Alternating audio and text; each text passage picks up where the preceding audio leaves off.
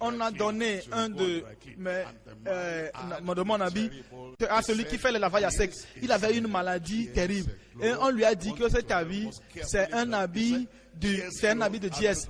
Il a dit, l'habit de dièse, que je vais faire le lavage à sec. Et il a dit, le miracle va arriver dans ma vie. Le miracle est arrivé dans ma maison. Quand il a fait le travail, avant de nous retourner l'habit, il a été guéri totalement. Il a été guéri totalement. Il y a des gens qui sont allés à des croisades et on leur a dit que c'est là où le dièse était assis. Quand ils sont allés s'asseoir là-bas, le miracle s'est opéré. Et je dis que quelque chose va vous arriver. Cela va arriver dans votre âme. Cela va se passer dans votre cœur. Tout arbre que le Père Céleste n'a pas planté dans vos vies, il y a le don dynamique de l'Esprit et cela sera déraciné de vos vies au nom de Jésus.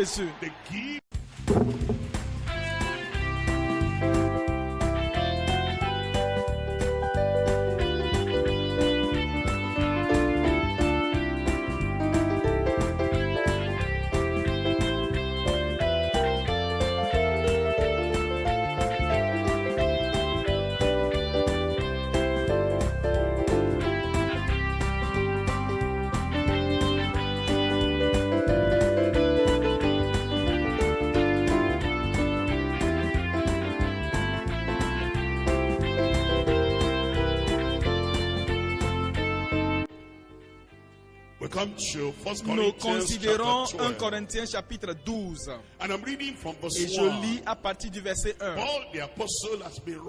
L'apôtre Paul a écrit aux croyants de Corinthe et il leur posait des questions et il ne voulait pas que ces chrétiens soient ignorants par rapport à certaines choses concernant leur vie chrétienne, concernant leur vie personnelle, concernant leur ministère. C'est pourquoi il dit dans le chapitre 12 verset 1: pour ce qui concerne les dons spirituels, je ne veux pas, frères, que vous soyez dans l'ignorance.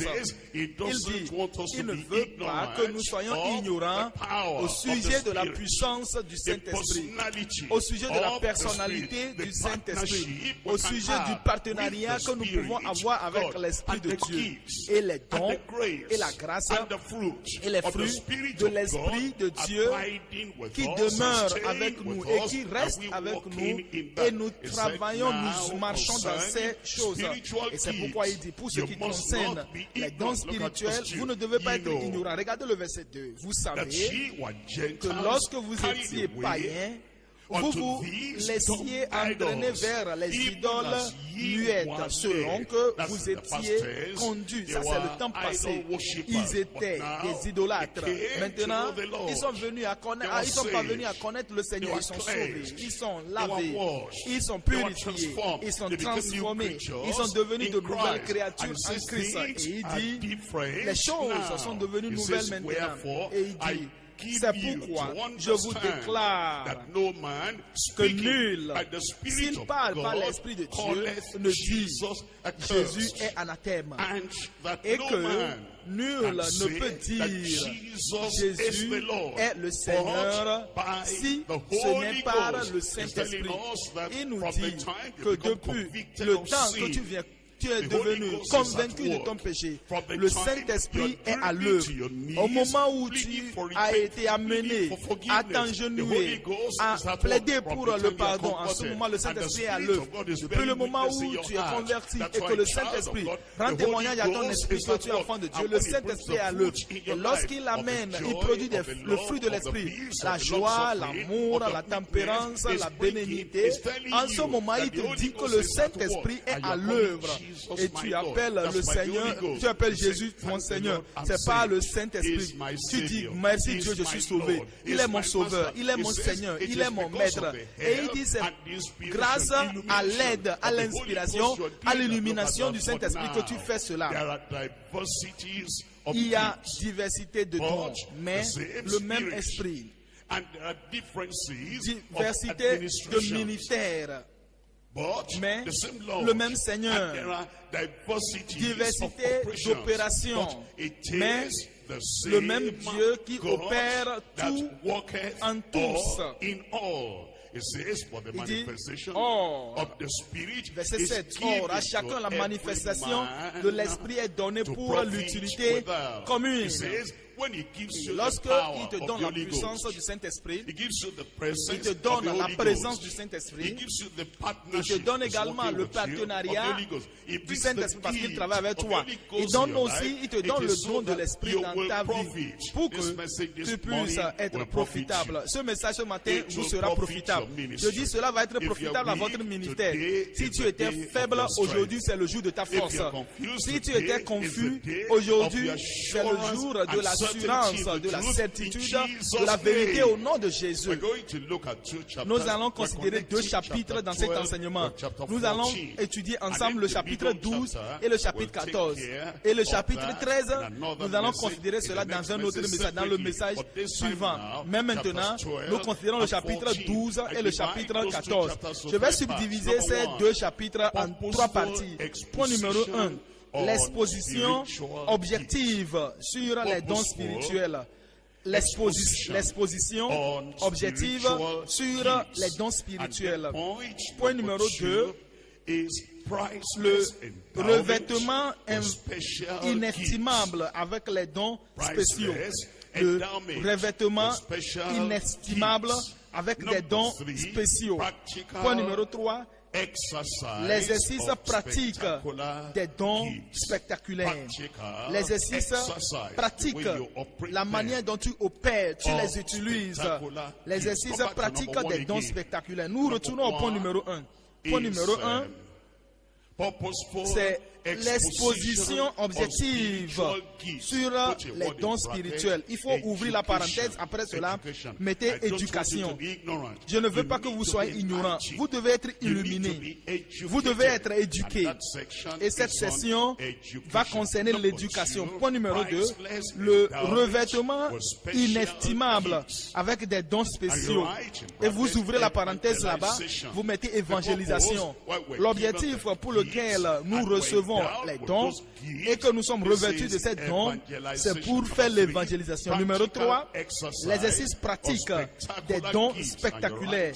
Vous ouvrez la parenthèse là-bas et vous écrivez édification. Édification. Nous retournons au point numéro 1. Point numéro 1, l'exposition objective sur les dons spirituels. Et nous allons considérer du verset 1 au verset 13 du chapitre 12 de 1 Corinthiens. Déjà, nous avions lu jusqu'au verset 7. Et il dit dans le verset 6, la diversité, en effet, à l'un est donnée par l'Esprit, verset 8, une parole de sagesse, à un autre, une parole de connaissance selon le même Esprit, à un autre, la foi par le même Esprit, à un autre, le don des guérisons par le même Esprit, à un autre, le don d'opérer des miracles, à un autre, la prophétie, à un autre, le discernement des esprits, à un autre, la diversité des langues, à un autre, l'interprétation des langues. Verset 11. Un seul et même Esprit opère toutes ces choses, les distribuant à chacun en particulier comme il le veut. Verset 12. Car comme le corps est un et a plusieurs membres, et comme tous les membres du corps, malgré leur nombre, ne forment qu'un seul corps, ainsi en est-il de Christ. Nous avons tous, en effet, été baptisés dans un seul esprit pour former un seul corps, soit juif, soit grec, soit esclaves, soit libres, et nous avons tous été abreuvés d'un seul esprit. Cette session, c'est à cela que nous nous référons comme l'exposition objective sur les dons spirituels. Il y a 3 choses que nous allons considérer dans cette session. Numéro 1, la clarification. La clarification. Numéro 2, la classification. Comment vous classez cela? Numéro 3, 3, la consécration. La consécration. Numéro 1, la clarification sur les dons spirituels. La clarification sur les dons spirituels. Il y a plusieurs choses que vous devez remarquer ici. Numéro 1, les dons spirituels ne sont pas un substitut pour le fruit de l'esprit. Le fruit de l'esprit, non. Vous allez remarquer qu'il y a ici la connaissance, la parole de la connaissance, la parole de la sagesse. Et vous voyez le discernement des esprits. Vous savez la foi, vous voyez les dons d'accomplir des miracles, vous voyez les dons de guérison, vous voyez les parler en langue et l'interprétation et la prophétie. Et il n'y a rien qui parle de l'amour, qui parle de la joie, qui parle de la paix, qui parle de la tempérance, qui parle de la douceur. Ce sont là le fruit de l'esprit. Mais le fruit de l'esprit sont des éléments de base parce que ça traite du caractère. Mais le don de l'esprit parle du charisme. Ceci parle des dons, mais le fruit parle de la grâce. Nous avons besoin du fruit pour aller au ciel, parce que le fruit parle de la sainteté. C'est pourquoi les dons spirituels ne sont pas un substitut au fruit de l'esprit. Numéro 2, les dons de l'esprit ne sont pas une marque sûre du salut, ne sont pas une marque sûre du salut ou bien de la spiritualité, ou bien une marque sûre de la maturité. Nous avons déjà appris concernant les croyants de Corinthe. Il dit que vous venez et avec des dons, mais vous dites, on dit que vous êtes charnel et vous êtes en train de vrai comme les bébés dans la foi. Et comme vous avez les dons spirituels, ce n'est pas une marque de spirituellement ou bien même du salut. Comment est-ce que vous pouvez dire cela? Vous devez vous rappeler que l'ânesse de Balaam a parlé dans une langue claire.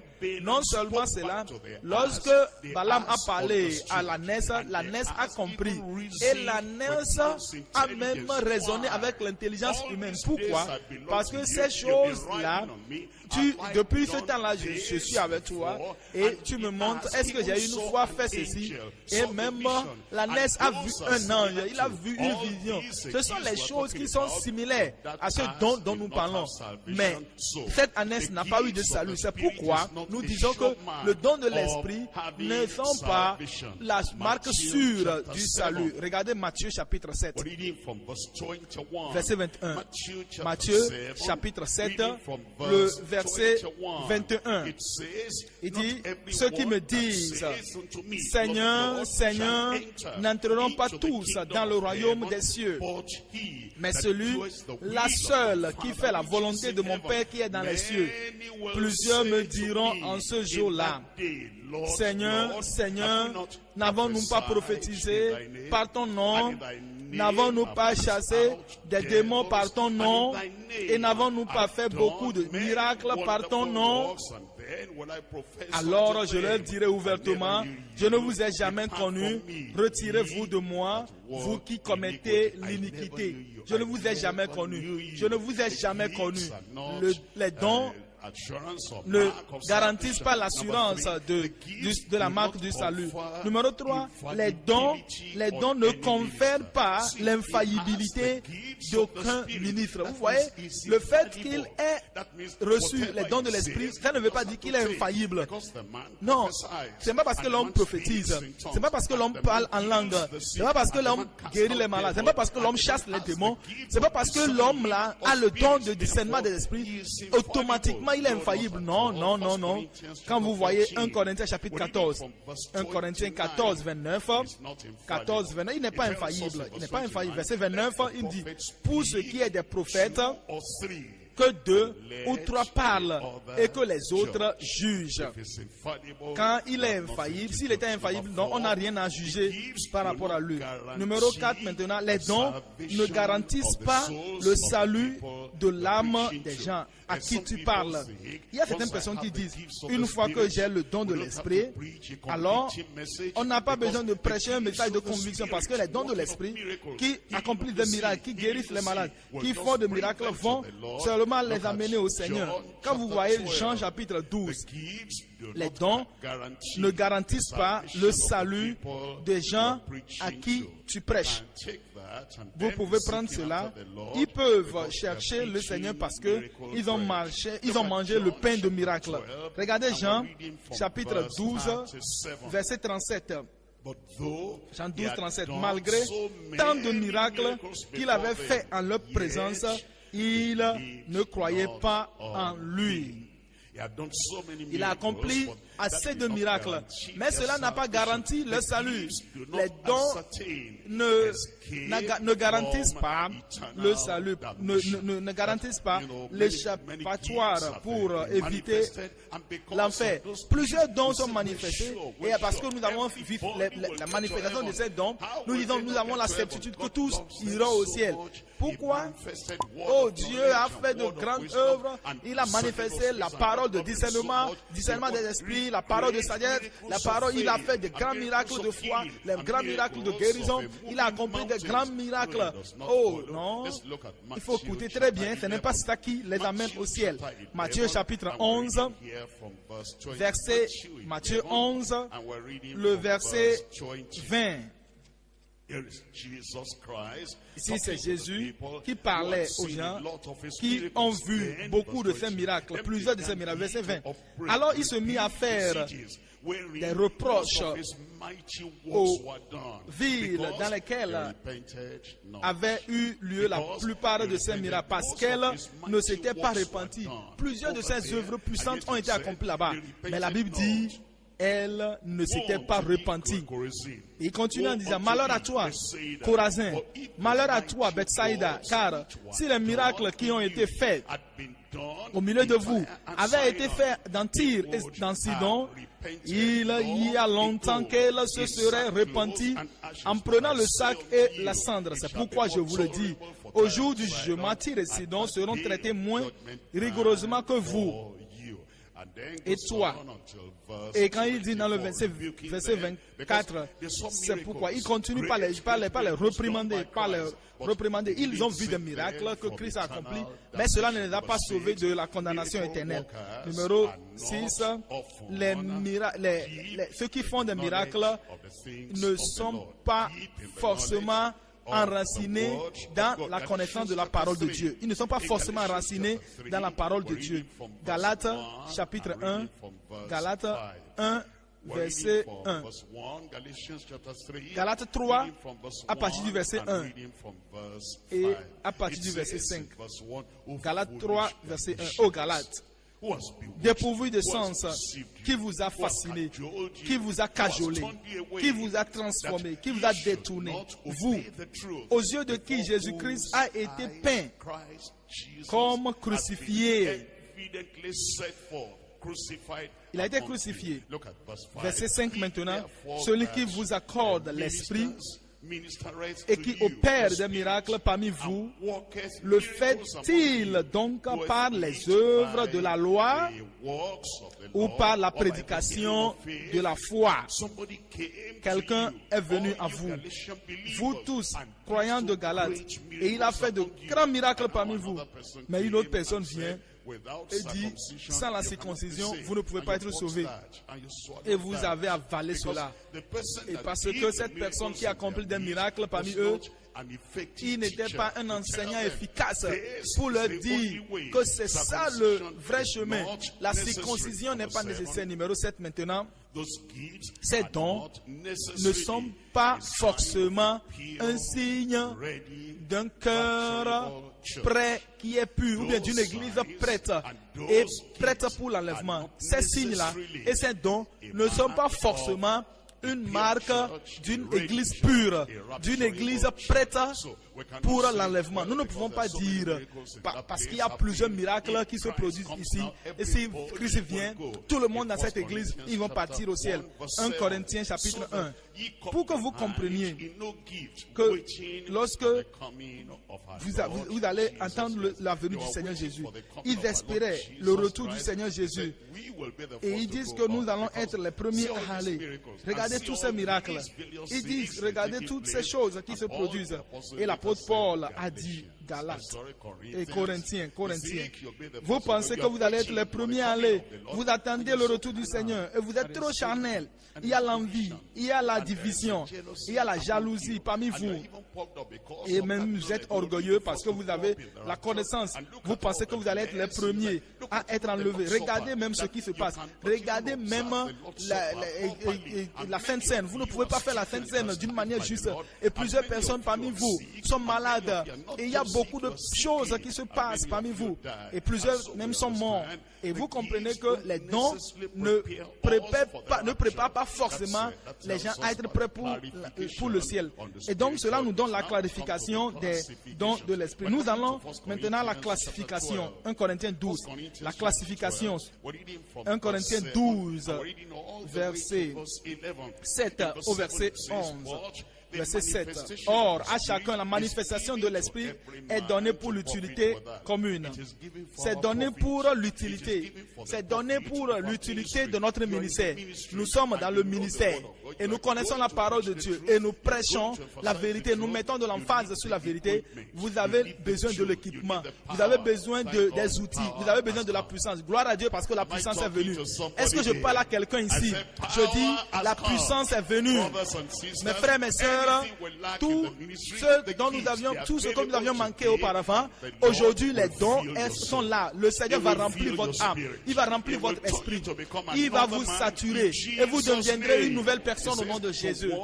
Il dit, or à chacun, la manifestation de l'Esprit est donnée pour l'utilité commune. En effet, à l'un est donnée par l'Esprit une parole de sagesse. Ça va venir. À un autre, une parole de connaissance selon le même Esprit. À un autre, la foi par le même Esprit. À un autre, le don de guérison par le même Esprit. À un autre, le don d'opérer des miracles. À un autre, la prophétie. À un autre, le discernement des esprits.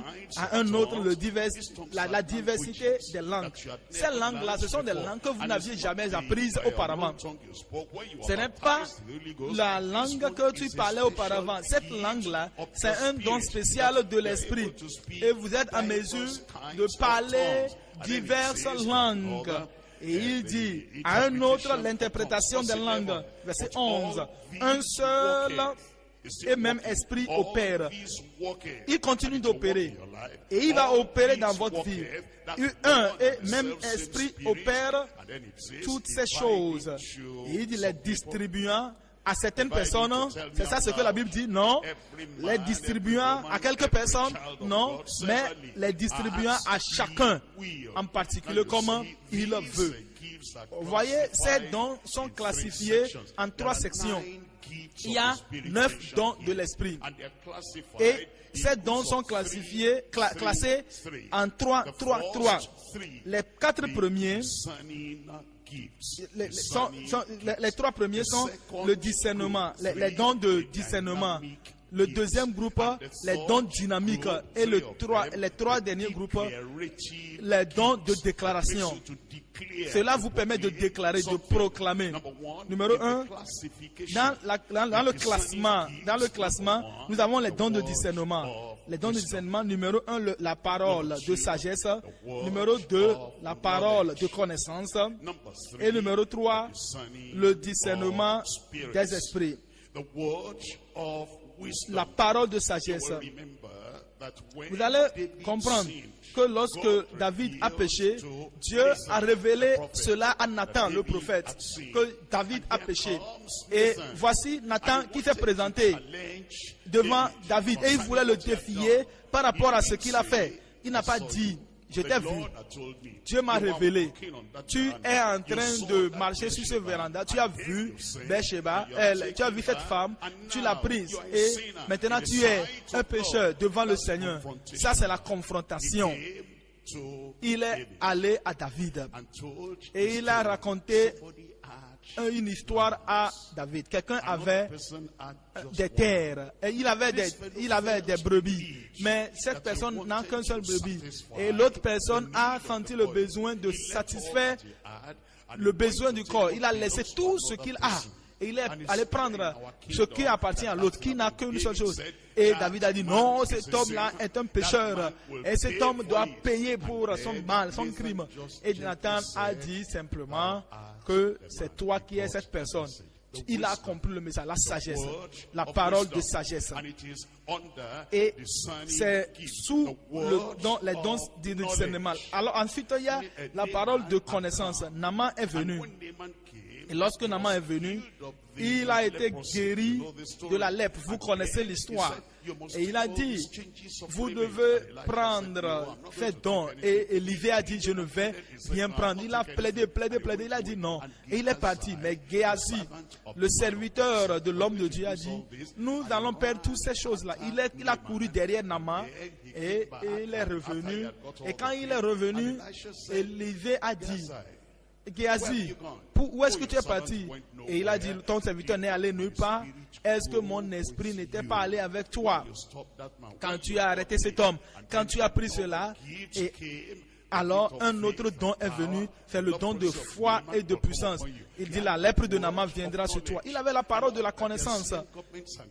Et il y a beaucoup, les rois d'Assyrien essayaient de faire des choses contre le roi d'Israël. Élisée va l'appeler et Élisée lui disait, c'est là qu'ils ont leur camp, c'est là qu'ils ont leur camp. Personne ne lui a dit, c'est la parole de la connaissance qui lui a révélé cela.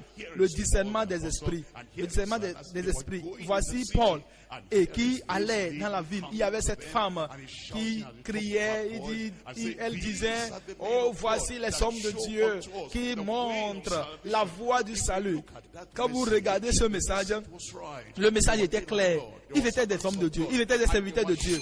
Ils étaient aussi des gens qui montraient la voie du salut aux gens. Mais le discernement des esprits, Paul connaissait cela et il avait cela. Il savait que la déclaration à la surface était vrai, mais l'esprit qui la produisait, c'était l'esprit de divination. C'est pourquoi il a dit, je te commande, sors de cette femme. Immédiatement, l'esprit est sorti. Alors, nous avons les dons de discernement. Numéro 2 maintenant, la deuxième catégorie, c'est l'esprit de dynamique. Le numéro 1, c'est le don de foi. Dans cette session, dans cette catégorie, c'est le don de foi. Cette foi va faire bouger les montagnes. C'est par la grâce que nous sommes sauvés, pas au moyen de la foi. Ça, c'est pour tout le monde. Ce n'est pas le don de l'esprit. Quel que soit ce que vous demandez, vous croyez dans votre cœur. Si 2 ou 3 personnes se mettent d'accord sur la terre pour demander une chose quelconque, la chose leur sera accordée. Mais il y a un autre niveau de foi. Si vous avez cette foi qui est comme un grain de sénévé, vous direz à cette montagne. Quelqu'un ici va parler à une montagne aujourd'hui. Je dis quelqu'un ici va parler à cette montagne aujourd'hui. Vous allez dire au toit d'ici là, et sans doute dans votre cœur, cette montagne va quitter ce matin. Le don de l'esprit et le don de la foi. Ensuite, il y a le don de guérison. Il y a le don de guérison. Voici cet homme-là qui était né paralytique. Pierre est venu. Soudainement, Pierre l'a regardé. Et il lui a demandé, regarde-nous. Il savait qu'il devait faire quelque chose. Il savait que quelque chose allait se passer. Quelque chose va se passer dans votre vie. Et l'homme les a regardés fixement, espérant recevoir quelques pièces d'argent. Mais Pierre a dit, nous n'avons pas l'or et l'argent, je n'ai pas, mais ce que j'ai. Il y avait l'assurance dans cette déclaration. Il y avait la certitude dans cette déclaration. Et vous pouvez voir qu'il espérait que la chose devait arriver. Le don de l'esprit ne produit pas de doute dans votre cœur. Le Seigneur va vous amener à un niveau où les paroles de vos bouches seront des ordres venant du ciel. Il dit, ce que j'ai, je te le donne. Au nom de Jésus, Christ de Nazareth, lève-toi et marche. Et vous savez que l'homme était ébahi, il les a regardés, il pouvait se demander, je n'ai jamais marché dans ma vie. Et Pierre l'a fait vivre par la main, et l'a fait lever, et l'homme s'est levé, il a commencé par courir, par sauter. Quelque chose va se passer à travers toi. La connexion de la puissance. Qu'est-ce que j'ai dit? La connexion de la puissance. L'esprit était en Pierre. Et lorsqu'il a étendu sa main comme cela, et cette connexion de puissance s'est faire manifester dans la vie de cet homme. Ça, c'est un don dynamique. Ce n'est pas un don que tu as et tout est calme, tout est serein. Mais lorsque tu as ces dons, quelque chose va bouger là-bas. Je dis quelque chose va bouger là-bas. Et cela va bouger dans ton âme, dans ton cœur, au nom de Jésus. Et ensuite, il y a les miracles, l'opération de miracles. Car en Actes chapitre 19, versets 11 et 12, les miracles étaient tellement nombreux que les gens qui ne pouvaient pas arriver à Paul, ils ont pris des mouchoirs. Ils ont dit, nous savons que tu ne peux pas être quelque part. Et ils ont mis les mouchoirs sur les gens qui avaient des esprits mauvais. Même sans dire quoi que ce soit, ces mauvais esprits sont sortis. Je dis, ces esprits sont partis. Et j'ai appris d'un homme. Quand je dis que j'ai lu par rapport à un homme, je le dis indirectement pour que vous ne pensez pas à nous comme une personne. Je suis comme vous, vous êtes comme moi. Ce que j'ai, vous avez cela. Et ce que vous avez, je l'ai. Dites, donnez-moi un grand amen. Comme je vais. Et on a donné un de mon habit à celui qui fait le lavage à sec. Il avait une maladie terrible. Et on lui a dit que cet habit, c'est un habit de dièse. Il a dit, l'habit de dièse, que je vais faire le lavage à sec. Et il a dit, le miracle va arriver dans ma vie. Le miracle est arrivé dans ma maison. Quand il a fait le travail, avant de nous retourner l'habit, il a été guéri totalement. Il a été guéri totalement. Il y a des gens qui sont allés à des croisades et on leur a dit que c'est là où le dièse était assis. Quand ils sont allés s'asseoir là-bas, le miracle s'est opéré. Et je dis que quelque chose va vous arriver. Cela va arriver dans votre âme. Cela va se passer dans votre cœur. Tout arbre que le Père Céleste n'a pas planté dans vos vies, il y a le don dynamique de l'Esprit et cela sera déraciné de vos vies au nom de Jésus. Le don de foi, le don de guérison et le don d'opérer des miracles. Numéro 3 maintenant, les dons de déclaration. Ce sont des dons qui déclarent. Numéro 1, c'est la prophétie. Numéro 2, la diversité des langues. Et numéro 3, l'interprétation des langues. Nous allons parler de la clarification d'abord. Nous allons parler ensuite du classement et nous allons parler maintenant de la consécration. La consécration pour les dons spirituels. Je considère 1 Corinthiens chapitre 12. Nous lisons le verset 12 et le verset 13. Car comme le corps est un et a plusieurs membres, et comme tous les membres du corps, malgré leur nombre, ne forment qu'un seul corps, ainsi en est-il de Christ. Ainsi en est-il de Christ. Nous avons tous en effet été baptisés dans un seul esprit, que nous soyons des Juifs ou des Grecs, que nous soyons des esclaves ou libres, et nous avons tous été abreuvés d'un seul esprit. Comment est-ce que vous pouvez avoir les dons spirituels? Numéro 1, il faut appartenir au corps. Numéro 1, il faut appartenir au corps. Vous voyez cela dans le verset 12. Il faut appartenir au corps. Et tu existes seulement pour le bien du corps. Tu veux le don de la guérison parce que tu es préoccupé par ceux qui sont malades. Et tu dis, Seigneur, donne-moi ce don parce que je veux faire usage de ce don pour le bien du corps. Tu appartiens au corps. Et numéro 2, tu es zélé pour faire le ministère. Numéro 2, tu es baptisé dans le corps. Qu'est-ce que cela voudra dire? Tu es immergé dans le corps. Tu es absorbé dans le corps. Tu es submergé dans le corps. Ça voudra dire que tes désirs personnels vont de pair avec les désirs de l'Église. C'est-à-dire que les rêves personnels que tu as vont dans la même direction que le rêve de l'Église. Tu es tellement soumis, tu es tellement engagé, tu es tellement dédié au corps. Et au point où les pleurs de l'Église sont tes pleurs, les désirs de l'Église sont tes désirs, les passions de l'Église sont tes passions, la joie de l'Église est ta joie. Et lorsque tu es tellement immergé, baptisé, dedans, c'est comme cela, tu as cela. Numéro 2, c'est la consécration. Numéro 3, maintenant, tu es bâti dans le corps. tu es bâti dans le corps. C'est ce que vous voyez dans Éphésiens chapitre 2, versets 19 à 22. Tu es bâti dans l'esprit et avec l'esprit. Quand vous voyez un bâtiment, il y a une brique, il y a des pierres ici, des pierres ici, des pierres ici, et il y a des pierres, des briques, il y a des briques à n'importe quel moment. Personne ne va dire que la brique qui est sur moi est plus élevée, est plus lourde, la brique de ce côté est plus. Je n'aime pas la couleur de cette brique, je n'aime pas la manière dont. Non, vous êtes établi et vous êtes identifié au corps et vos choses personnelles, vos désirs personnels disparaissent et cela est bâti. C'est la consécration. Tu ne dis pas que je ne pense pas à quelque chose qui est personnel, j'appartiens à ce corps, je vais demeurer fidèle et utile à ce corps. Numéro 4, il faut brûler la paille du corps. Il faut brûler la paille. Lorsque le Saint-Esprit vient, vous savez, il y a des choses dans nos vies qui ne peuvent pas être un péché. Vous savez, quand on parle de la paille, ça peut ne pas être un poison. Quand vous utilisez quand vous utilisez le maïs, un épi de maïs, vous pouvez utiliser l'épi pour faire le feu. C'est vraiment la paille. Ce n'est pas mauvais. Vous pouvez utiliser cela pour faire le feu. Ce n'est pas un poison, mais la paille là, ça occupe une partie inutile. Parfois même, cette paille là, ces choses inutiles deviennent plus nombreuses que ce qui est utile. C'est pourquoi il faut les mettre de côté.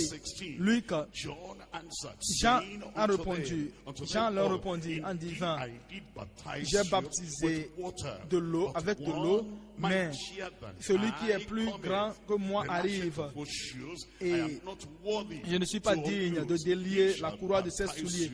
Lui, il va vous baptiser du Saint-Esprit et de quoi? Le verset 16, il va vous baptiser du Saint-Esprit et de quoi?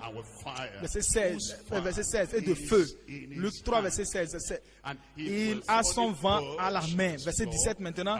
Il a son vent à la main. Il nettoie son air et il amassera le blé dans son grenier. Mais il brûlera la paille. C'est ça, le feu que nous avions mentionné dans le verset 16. Luc 3, verset 16. Le feu là va brûler la paille dans un feu qui ne s'éteint point. Numéro 1, tu appartiens au corps. Numéro 2, tu es baptisé dans ce corps. Numéro 3, tu es bâti avec le corps dans le corps. Numéro 4, maintenant, tu brûles la paille dans ta vie. La paille est brûlée. Numéro 5, maintenant, tu es celui qui porte le fardeau du corps. Tu portes le fardeau du corps. Et nous voyons cela dans Nombre 11, verset 17. Nombre 11, verset 17. Vous voyez, Moïse portait le fardeau lui seul. Et quand il est allé à Dieu, il a dit, Seigneur, ceci est trop lourd pour moi. Je ne peux plus porter ce fardeau moi seul. Et il lui a dit, il faut sélectionner 70 des anciens et amène-les. Et s'ils ont le désir de porter le fardeau avec toi, alors je mettrai une partie de ton esprit sur eux. Et si tu es celui qui porte le fardeau ce matin, et tu dis, le fardeau ne peut pas être porté par une seule personne, par une seule femme. Ce fardeau ne peut pas être porté par quelques personnes seulement. Moi, je veux faire partie aussi de ceux qui portent le fardeau. La puissance qui les a aidés va t'aider également au nom de Jésus. Et le point suivant, tu es une bénédiction et une bénédiction pour le corps. C'est ce que nous voyons dans 1 Corinthiens 12. 1 Corinthiens 12, et nous lisons le verset 22. Verset 22. Verset 22. Mais bien plus tôt, les membres du corps qui paraissent être les plus faibles sont nécessaires. Et ceux que nous estimons être les moins honorables du corps, nous les entourons d'un plus grand honneur. Ainsi, nos membres les moins honnêtes reçoivent le plus d'honneur. Verset 24. Tandis que ceux qui sont honnêtes n'en ont pas besoin. Dieu a disposé le corps de manière à donner plus d'honneur à ceux qui en manquaient. Ensuite, numéro 7, vous vous saignez avec le corps. Vous saignez avec le corps. C'est-à-dire que lorsque le corps souffre, vous souffrez avec le corps. Vous ne dites pas lorsqu'il y a un problème dans l'église, je fuis, je laisse l'église. Non, c'est la raison pour laquelle vous avez le don de l'esprit. Les personnes qui reçoivent le don de l'esprit, ce sont les personnes qui saignent avec l'église. Ce sont les gens qui sont prêts à souffrir avec le corps. Ce sont les gens qui sont prêts lorsque l'église a des défis. Dieu leur a donné la parole de la sagesse, la parole de la connaissance, et ils se disent, je suis prêt à les aider. L'église a des défis. Dieu m'a donné des dons et je crois que cela va être une solution à ce problème. Alors tu saignes avec l'église.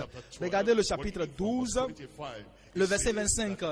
Afin qu'il n'y ait pas de division dans le corps, mais que les membres aient également soin les uns des autres.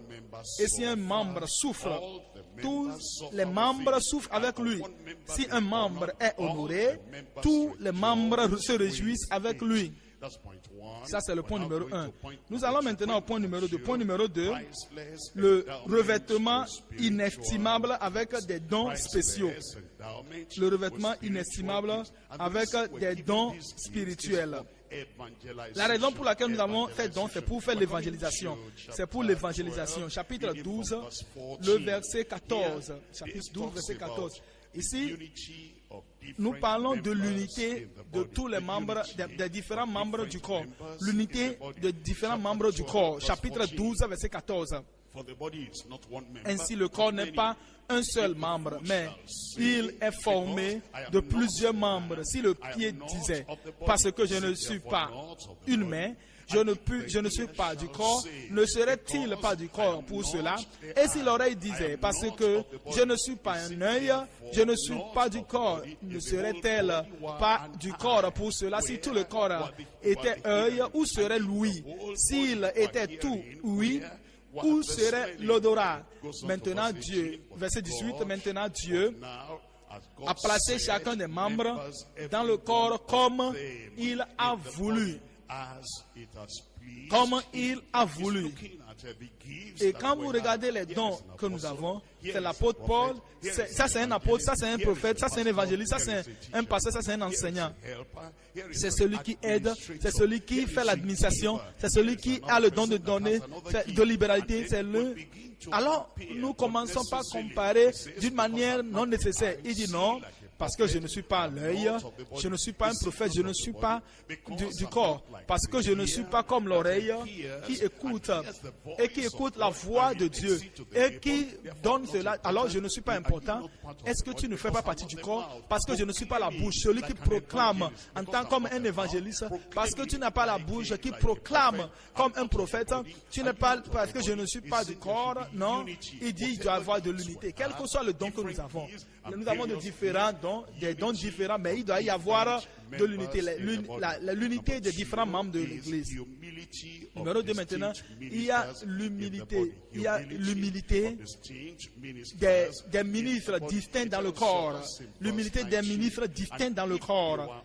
Verset 19. Si tous étaient un seul membre, où serait le corps? Le verset 20. Maintenant donc, il y a plusieurs membres et un seul corps. Verset 21. L'œil ne peut pas dire à la main. Il doit y avoir l'humilité. Il doit y avoir de l'humilité. L'œil ne peut pas dire à la main, je n'ai pas besoin de toi. Ni la tête dire aux pieds, je n'ai pas besoin de vous. Il prend le plus grand, il prend le plus petit. La tête ne peut pas dire aux pieds que je n'ai pas besoin de toi. Il prend la tête. Il dit, il doit y avoir l'humilité des membres distincts dans le corps. Et maintenant, il continue par nous dire concernant l'utilité des messagers divers dans le corps. Toute partie est utile. Le verset 22, il continue par dire, mais bien plutôt les membres du corps qui paraissent être les plus faibles sont nécessaires. Et si vous pensez que vous êtes faible, vous êtes toujours nécessaire, vous êtes toujours utile. Si tu penses que tu es faible, tu es toujours important. C'est pourquoi Dieu t'a mis ici. Tu n'es pas ici par accident. Tu es ici pendant des années. Tu es ici déjà pendant 20 ans, pendant 25 ans, pendant 30 ans. Et certains d'entre vous, quand vous êtes là jusqu'à 40 ans déjà, ce n'est pas par hasard. Dieu a permis que vous soyez ici pendant un si long moment. Il a quelque chose pour vous. Il veut que vous fassiez cela, que vous n'allez pas faire à un autre endroit.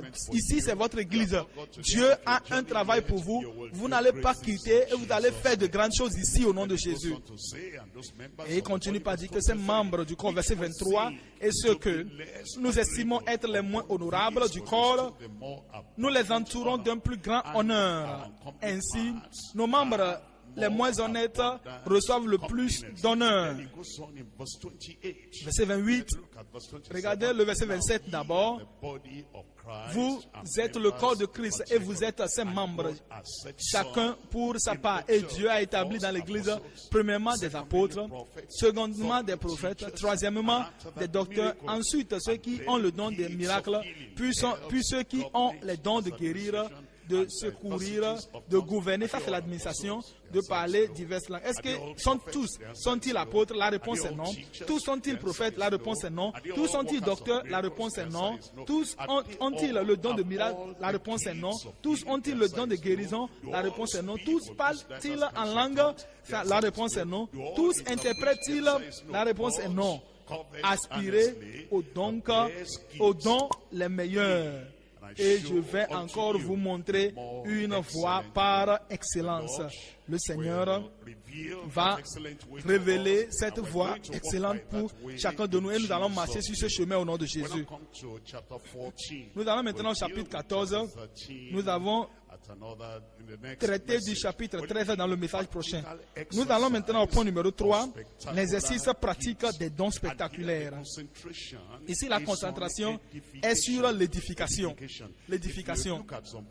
Quand vous regardez certains versets, vous allez voir l'emphase de ce chapitre. Regardez le verset 3. Chapitre 14, verset 3, 1 Corinthiens. Celui qui prophétise, au contraire, parle aux hommes. Les édifie. Ça, c'est le mot là-bas. Regardez le verset 4 maintenant. Celui qui parle en langue s'édifie lui-même. L'édification. Regardez le verset 5. Le verset 5. Je désire que vous parliez tous en langue, mais encore plus que vous prophétisiez.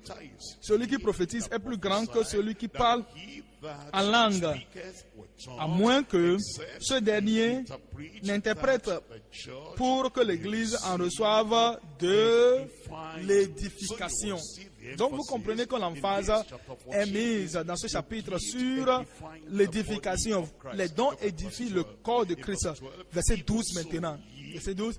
De même, vous, puisque vous aspirez aux dons spirituels, que ce soit pour l'édification de l'Église. L'emphase est sur l'édification. Verset 17. Tu rends, il est vrai, d'excellentes actions de grâce, mais l'autre n'est pas édifié. Vous devez considérer cela, que lorsque vous faites votre œuvre, vous apportez l'édification. Verset 26. Verset 26. Que faire donc, frères, lorsque vous vous assemblez les uns ou les autres parmi vous, ont-ils un cantique, une instruction, une révélation, une langue, une interprétation, que tout se fasse pour l'édification. Et donc, quand vous parcourez tout ce chapitre, vous voyez que l'objectif de ce chapitre, c'est pour nous dire comment nous édifions le corps de Christ. Et comment d'autres personnes apprennent, comment d'autres personnes reçoivent l'enseignement. Regardez le verset 19. Verset 19, dans le domaine de l'édification. Verset 19. Mais dans l'Église, j'aime mieux dire 5 paroles avec mon intelligence, afin d'instruire aussi les autres que 10 000 paroles en langue, afin que je puisse instruire d'autres personnes. Parce que l'instruction donne l'édification l'édification pour instruire d'autres personnes. Verset 31. 31. Car vous pouvez tous prophétiser successivement afin que tous soient instruits. Vous voyez, c'est l'objectif du don. Afin que tous soient